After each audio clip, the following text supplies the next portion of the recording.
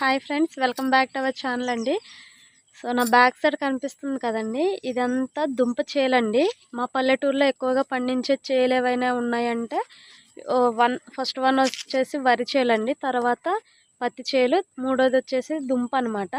ఈ దుంప మాత్రం బాగా పండిస్తారండి, ఎందుకంటే ఇది ఒక్కొక్క బస్తా వచ్చేసి 1400 1500 అలా వెళ్తుందనమాట.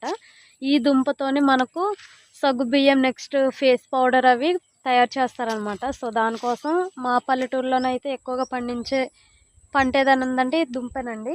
కాకపోతే ఈ దుంప ఏంటంటే తినొచ్చు, కాకపోతే హెవీగా తినకూడదండి.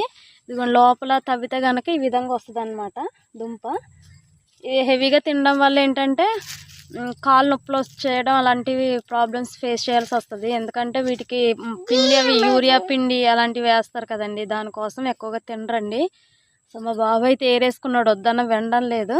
కాకపోతే కాల్చి ఇవ్వాలి కదండి, కాల్చి ఇస్తేనే తినగలడు. నేను ఆ పని చేయను కాబట్టి ఇంకా పట్టుకుంటానంటే ఇచ్చేసాను. సో ప్లీజ్ అండి, సబ్స్క్రైబ్ చేసుకోండి ఫ్రెండ్స్. ఓకేనా, బాయ్.